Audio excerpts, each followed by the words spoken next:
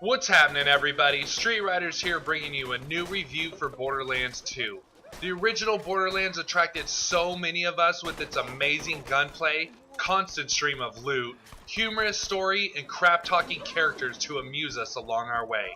Borderlands 2 is a great improvement over its predecessor in every aspect. More guns, more loot, a more informative and structured story with a huge emphasis on humor.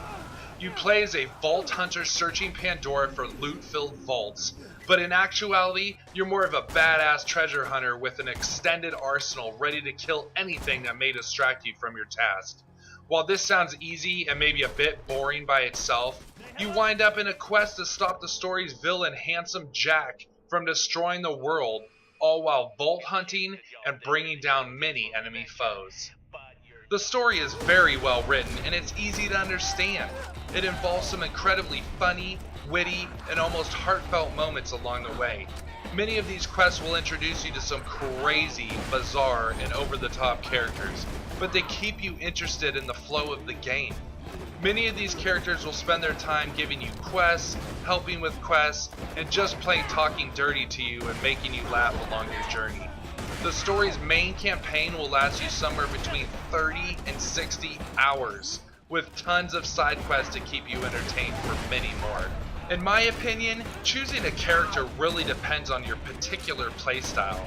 You can choose a character at random for the same enjoyment without affecting the flow of the game, but if you're a Rambo type and you want a more direct and aggressive approach, then I would choose either the dual-wielding Gunzerker or the turret-slaughtering Commando.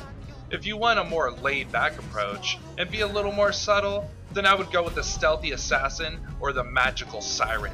They're all worth playing, but choosing the right character will help to increase the overall satisfaction of your playstyle. Once you finish the game, if you choose to play another playthrough and use a different character, then you can continue to increase your badass rank regardless. As you play through the game, your badass rank will continue to grow. It has no limit cap. Depending on how much you play, your badass rank can become endless.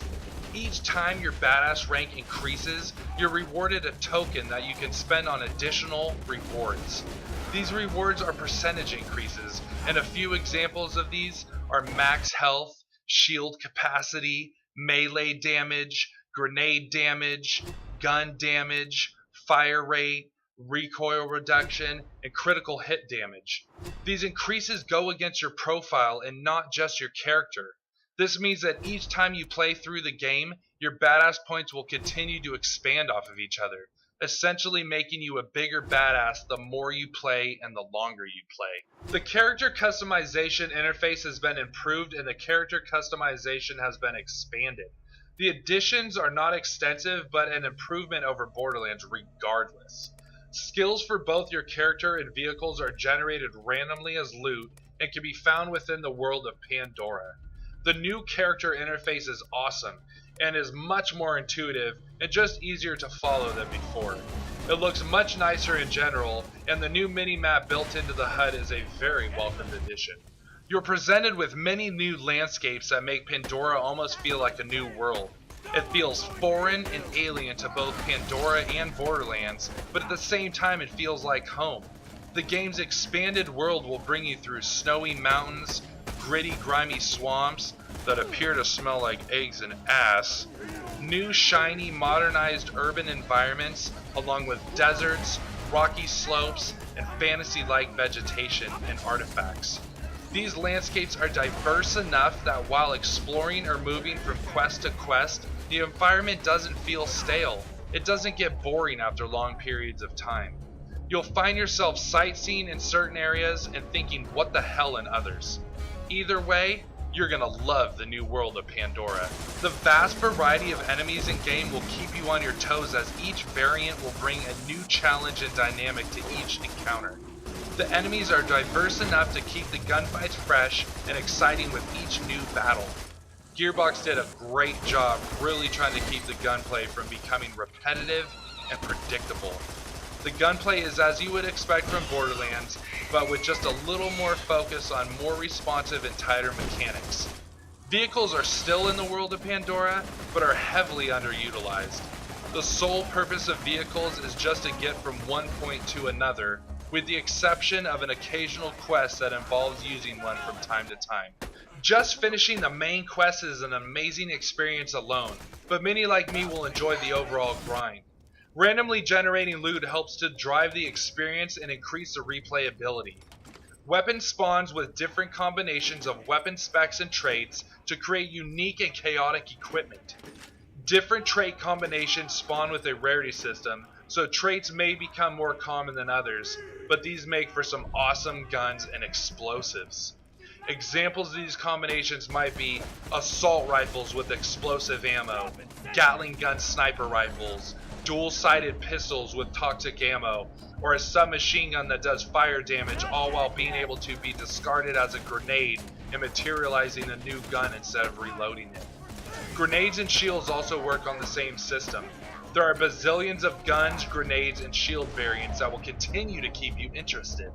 There is always a better gun around the corner, so keep looking. Point being, don't pass up loot. You could be surprised at what you find. All the killing, looting, and exploring will result in experience points that are accumulated to level up your character. As you level up your character, you will be rewarded with points to place in different abilities within your character's skill tree.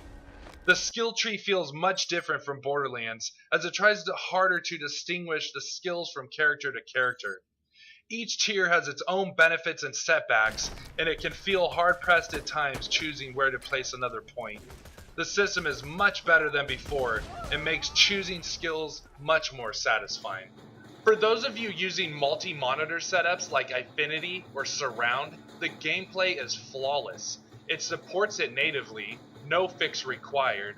The HUD is centered in the middle of the screen, and the field of view slider is awesome. It kicks ass. In closing, the gameplay mechanics in Borderlands 2 are very similar to the original, but with a tighter feel. Gunplay is amazing and much snappier than before, and the new interface is smooth, functional, and easy flowing. The character and vehicle customizing aspect has been improved, but could have been much more involved. However, it is still a great step up from the first Borderlands. The vast variety of enemies and landscapes keeps the exploring and quests from getting repetitive and predictable, all while the brilliantly written story keeping you interested and laughing the entire way. The main quest is long and plentiful, and the side quests increase the replayability over and over again. My verdict? I give this 2 thumbs and a boner up all the way, baby. So check it out. Get back to Pandora, because we got some shit to do. Thanks for watching. Remember to like, rate, and subscribe, and I'll see you next time.